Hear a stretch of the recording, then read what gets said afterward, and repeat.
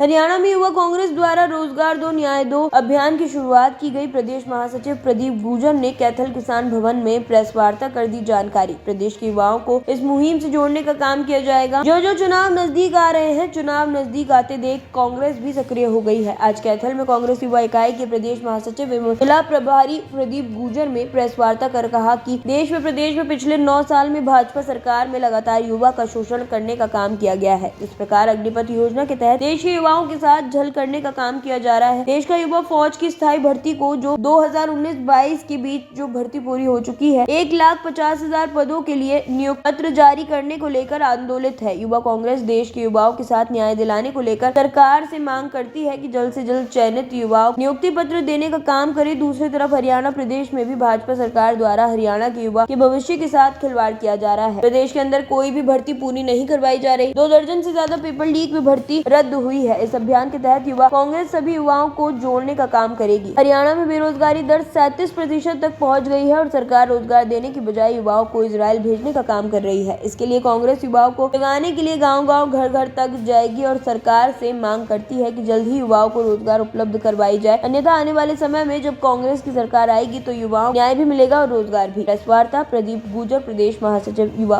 कांग्रेस। नहीं, हमारा देखिए कांग्रेस पार्टी ने हमेशा ये किया है कि चाहे वो रोजगार की बात हो, आज युवाओं के अंदर उस मुद्दों को लेकर, उन इश्यूज को लेकर उठाएं तो सही ना, ताकि आने वाले चुनाव में लोगों के लिए असल मुद्दे वो रोजगार का मुद्दा हो, युवाओं के लिए बेरोजगारी का मुद्दा अहम हो। ये धर्म के नाम पे, ये जाति के नाम पे बंटवारा ना होने के बावजूद ये युवा रोजगार की बात करे और अपने शिक्षा की बात करे। अगर मैं हरियाणा प्रदेश के सरकारी स्कूलों की भी बात करूं तो अभी कोर्ट में एफिडेविट दिया था सरकार की तरफ से, हाई कोर्ट में, तो कम से कम भी हरियाणा के अंदर 131 सरकारी स्कूल ऐसे हैं जहां आज भी पेयजल की सुविधा नहीं है और 236 स्कूल की में आज भी ऐसा है कि बिजली कनेक्शन नहीं है और 538 स्कूल में लड़कियों के लिए शौचालय की सुविधा नहीं है। और एक तरफ तो ये सरकार बात करती है कि एजुकेशन अच्छी हो, हम एजुकेशन के लिए काम कर रहे हैं, लेकिन वहीं दूसरी तरफ आज भी सरकारी स्कूलों में बच्चों के लिए जो बेसिक सुविधा है, जो बेसिक बात है, वो नहीं है।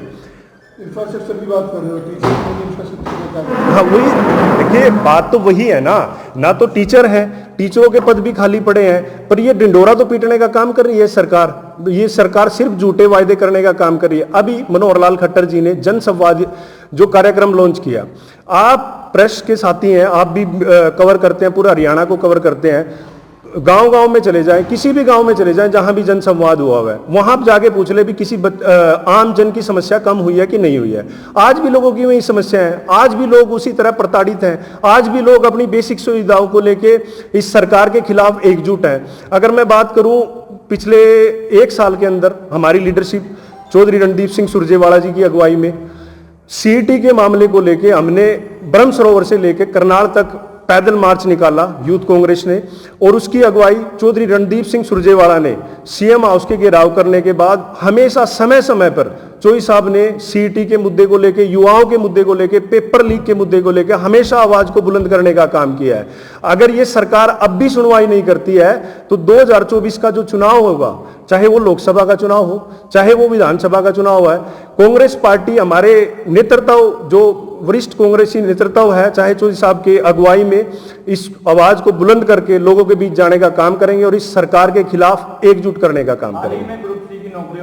वही बात आपके सामने रखा हूं कि HSSC दफ्तर के बाहर आप पंचकुला में आज भी जाके देख लीजिए, वहां हजारों बच्चे पिछले 1 हफ्ता से धरने पे बैठे हुए हैं। उसका कारण क्या है? इन्होंने वहां से कोर्टें तो उस चीज के लिए कर दिया, अभी भैया आप बहाल कर दिया, अभी आप भक्ति, पर स्टूडेंट के जो मेन इश्यूज हैं, जो युवाओं के मेन इश्यूज हैं, कि उसमें जिनके कम मार्क्स हैं वो एलिजिबल हो रखे हैं और जिनके ज्यादा मार्क्स हैं वो आज भी उस चीज को लेके एलिजिबिलिटी में नहीं, क्राइटेरिया में फिट बैठ रहे हैं। विपक्ष हमेशा मुद्दे उठाता है लोगों में, लोग तो धरने पे हैं, कांग्रेस प्रेस कॉन्फ्रेंस ही करती है, सड़कों पे कब आई? देखिए, यही तो बात असल में ना, मीडिया अगर ये बात करे तो चलो, अगर वो चीज़ उन चीज़ों को कवर कर पा रहे हैं कि नहीं कर पा रहे हैं, मुझे उस चीज़ का नहीं पता, लेकिन मैंने आपको फिर बताया, ब्रह्म सरोवर से लेकर करनाल तक पैदल मार्च निकाला था सीटी मुद्दे को लेकर, रोजगारी को लेकर, चाहे पंचकुला में, चाहे सीएम हाउस घेराव की बात हो। यूथ कांग्रेस ने हमेशा हरियाणा प्रदेश के युवाओं के साथ खड़ा होकर सड़क पर लड़ाई लड़ी है।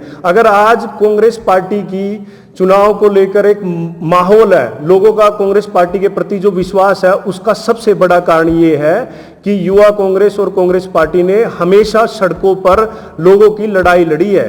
चाहे किसान आंदोलन की बात हो, चाहे वो महिलाओं के प्रति जो अपराध है उसकी बात हो, चाहे कर्मचारी आयोग की बात है। रही बात सरपंचों की, जिस प्रकार से सरपंचों पर लाठी मारने का इन्होंने काम किया पंचकुला के अंदर, तो कांग्रेस पार्टी तो आज भी वही है ना कि क्योंकि हमारे संविधान में जो सबसे छोटी पावर्स हैं, जो गांव तक रूट्स पे कॉन्स्टिट्यूशनल बॉडी है, उसको जो पावर्स दी गई है, ये सरकार उसी को खत्म करने पे तुली हुई है। ये जो रोजगार और न्याय की